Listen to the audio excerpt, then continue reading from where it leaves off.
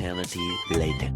Yo, what's up mga kabarkada? Ayan, welcome back to my channel. And for today's video guys, i-explain ko sa inyo kung paano kayo makakakuha ng license dito sa United Arab Emirates.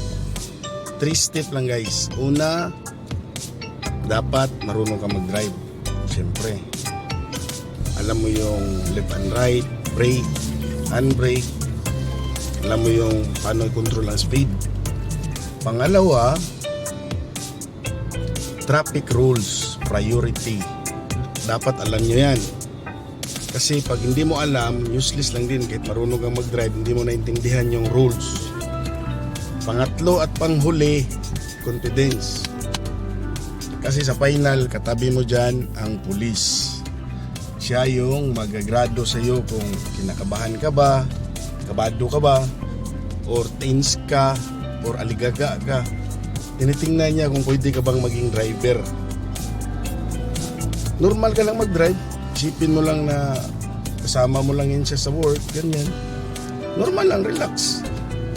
Tapos, paano ka mag-change gear, kung manual or kung automatic.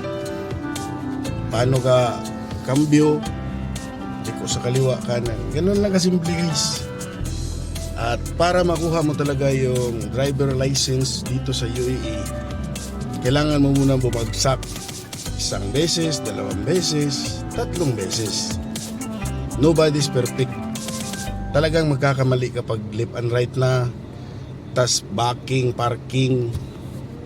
Magkakamali ka dyan. Sa pagkakamali mo, dyan ka matututo, huwag kang kabahan.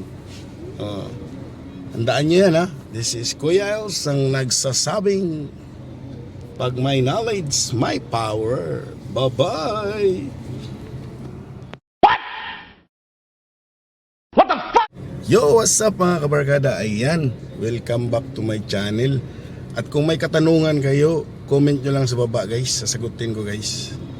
And kung saan kayo nakatira at kung saan umabot ang video na to. Yan, thanks for watching and see you my next vlog. Bye-bye! Gunggong! Barinig kita sa mukha eh!